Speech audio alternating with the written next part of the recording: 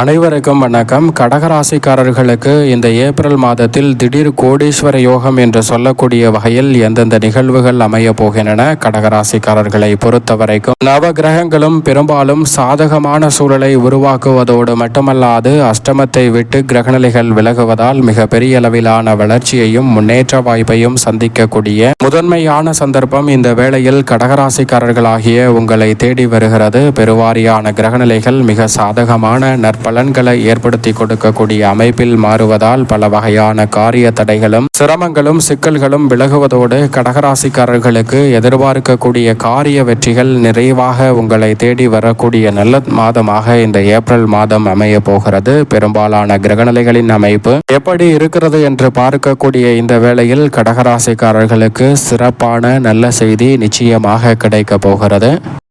April மாதத்தில் கிரகநிலைகளின் அமைப்பு எப்படி இருக்கிறது என்று பார்க்கும்போது நவகிரகம் என்று சொல்லக்கூடிய 9 கிரகநிலைகளின் அமைப்பிலும் சிறப்பான அதிரடியான வாய்ப்புகளை சந்திக்கக்கூடிய நல்ல சந்தர்ப்பம் இந்த ஏப்ரல் மாதம் முழுவதுமே கிடைக்க இருக்கிறது. திடீர் கோடீஸ்வர யோக வாய்ப்புகள் என்று சொல்லக்கூடிய வகையில் கிரகநிலைகளின் அமைப்பு சாதகமான சூழலை இந்த தருணத்தில் ஏற்படுத்தி கொடுக்கிறது. அதிலும் குறிப்பாக முழு சுபகிரகம் என்று அழைக்கக்கூடிய குரு பகவான் வானியல் அரசன் கிரகங்களின் தலைவன் என்று அழைக்கக்கூடிய தோஷமற்றவராக இருக்கக்கூடிய குரு பகவான் உச்சம் பெறுவதற்கு முன் இந்த வேளையில் மிதுன ராசியில் வலம் பெறுகிறாருங்க. இந்த மாதத்திற்கு பிறகு அவர் உச்சம் பெற்ற அமைப்பில் வலம் பெற போகிறார். 100% நன்மையை அள்ளி கொடுக்கக்கூடிய வலுவான அமைப்பை நோக்கி நகர்ந்து கொண்டிருக்கும் குருவின் அமைப்பால் எதிர்பார்ப்புகள் அனைத்தும் இந்த தருணத்தில் நிச்சயமாக பூர்த்தியாகும். அதோடு மட்டுமல்லாது குருவின் பார்வை இந்த வேளையில் மிக வலுவாக துலாம், தனுசு மற்றும் கும்பம் ஆகிய ராசிகளில் கிடைக்கிறது.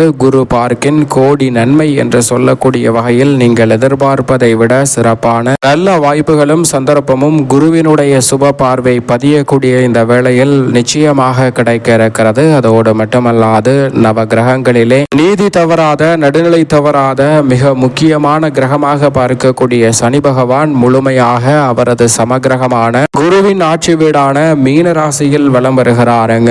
சம பலத்துடன் வலம் வரக்கூடிய சனி பகவானின் அமைப்பு உறுதியாகவே எதிர்பார்க்கக்கூடிய பல சிறப்பான வாய்ப்புகளை இந்த தருணத்தில் ஏற்படுத்தி கொடுக்க போகிறது. பெரும்பாலான சிக்கல்களையும் சிரமங்களையும் சரியான முறையில் எதிர்கொள்ளக்கூடிய நல்ல வாய்ப்பும் சந்தர்ப்பமும் நிச்சயமாக இந்த வேளையில் சனி பகவான் ஏற்படுத்தி கொடுக்கிறாருங்க. உத்தியோகம், தொழில் ரீதியாக சம வாய்ப்புகளை ஏற்படுத்தி கொடுப்பதோடு திடீர் கோடீஸ்வர யோகம் என்று சொல்லக்கூடிய வகையில் தொழில் ரீதியான சிறப்பான வளர்ச்சியை இந்த தருணத்தில் நிச்சயமாக ஏற்படுத்தி கொடுக்க போகிறார் சனி பகவான். அவரது நட்பு கிரகமாக இருக்கக்கூடிய ராகுவை பொறுத்தவரைக்கும் சனியின் ஆட்சி வீட்டில் தனது சொந்த நட்சத்திரமான சதய நட்சத்திரத்தில் பலம் பொருந்திய அமைப்பில் இந்த மாதம் முழுவதும் வலம் வருகிறார். நிழல் கிரகமான ராகு பின்னோக்கி நகர்ந்து உங்களுடைய வாழ்க்கையை முன்னோக்கி நகர்த்துவதற்கான மிக முக்கியமான பங்கினை இந்த தருணத்தில் ஏற்படுத்தி கொடுப்பது மிக சிறப்பான நல்ல வாய்ப்புகளையும் சந்தர்ப்பங்களையும் நிச்சயமாக ஏற்படுத்தி கொடுக்கிறது என்பதில் சந்தேகமே இல்லை. அது மட்டுமல்லாது மிகப்பெரிய அளவிலான காரிய தடை, சிரமம், சிக்கல் என்று சொல்லக்கூடிய பல சிரமங்களை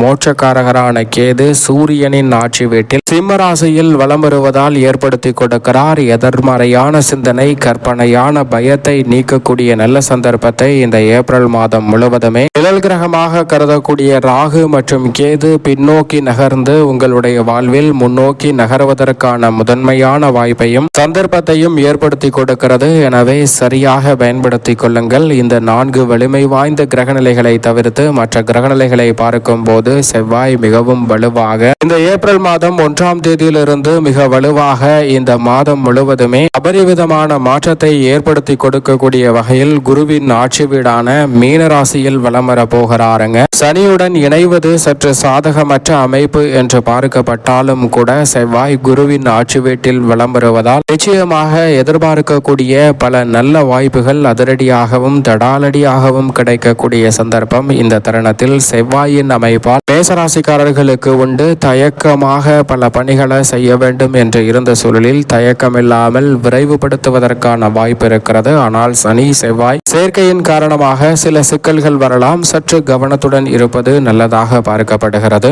சுக்கிரனை பொறுத்தவரைக்கும் மிக வலுவாக செவ்வாயின் ஆட்சி வீடான மேசராசியில் வலம் வர போகிறாருங்க. பிறகு வக்ரகதியில் திரும்பி பின்னோக்கியும் நகருகிறார். பெரும்பாலும் இந்த மாதம் முழுவதும் குருவின் ஆட்சி வீட்டிலிருந்து செவ்வாயின் ஆட்சி வீட்டில் விளம்பரக்கூடிய சுக்கிரனின் அமைப்பால் பல காரிய தடைகள் நிச்சயமாக விலகும். துணிச்சலுடனும் தைரியத்துடனும் பல பணிகளை செய்து முடிக்கக்கூடிய நல்ல சந்தர்ப்பத்தை செவ்வாயின் ஆட்சி வீட்டில் வீற்றிருக்கக்கூடிய சுக்கிரன் ஏற்படுத்தி கொடுக்கிறார். சுக்கிரனின் அமைப்பு மிக பெரிய அளவிலான காரிய தடைகளை விலக்கி அதிரடியான வளர்ச்சியையும் வெற்றி வாய்ப்பையும் இந்த தருணத்தில் நிச்சயமாக ஏற்படுத்தி கொடுக்கிறது. திடீர் கோடீஸ்வர யோகம் என்று சொல்லக்கூடிய வகையில் கலைத்துறை மற்றும் அரசியல் துறையில் சிறப்பான வாய்ப்புகள் கை சேருவதற்கான நல்ல சந்தர்ப்பம் உண்டு. முதன்மை கிரகமும் உஷ்ண கிரகமுமாக இருக்கக்கூடிய சூரியன் முற்பகுதியில் மிக வலுவாக குருவின் ஆட்சி வீடான மீனராசியிலும் பிற்பகுதியில் செவ்வாயின் ஆட்சி வீடான மேசராசியிலும் விளம்பர போகிறார். செவ்வாயில் உச்சபலம் பெறுகிறாருங்க சூரியன்.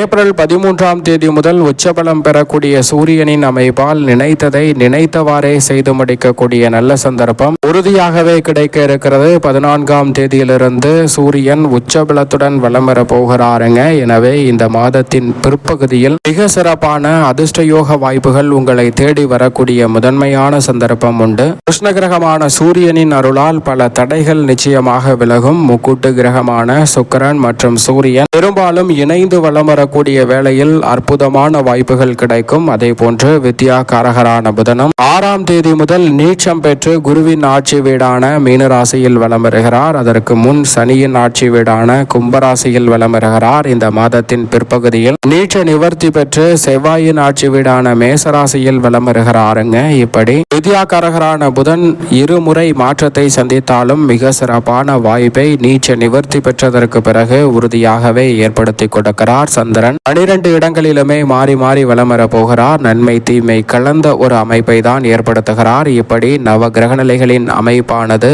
இந்த ஏப்ரல் மாதத்தில் இருக்கிறது. இந்த வேளையில் கடகராசிக்காரர்களுக்கு நினைத்ததை நினைத்தவாறே செய்து முடிக்கக்கூடிய அனுகூலமான வாய்ப்புகள் இந்த ஏப்ரல் மாதம் முழுவதுமே சிறப்பாக கிடைக்கும் ஒரு தருணமாக பார்க்கப்படுகிறது. குறிப்பாக கடகராசிக்காரர்களுக்கு சனி முழுமையாக 9இல் வலம் வரும்போது அவருடன் சுக்கிரன் இணைந்திருக்கிறார். சூரியனும் 9இல் உச்சம் பெறுகிறார். எனவே இந்த தருணத்தில் தொழில், வியாபாரம், உத்தியோகம், கலைத்துறை என பல விஷயங்களில் எதிர்பார்ப்புகள் அனைத்தும் இந்த தருணத்தில் மிக பெரிய அளவில் பூர்த்தியாகும் அற்புதமான வேலையாக பார்க்கப்படுகிறது.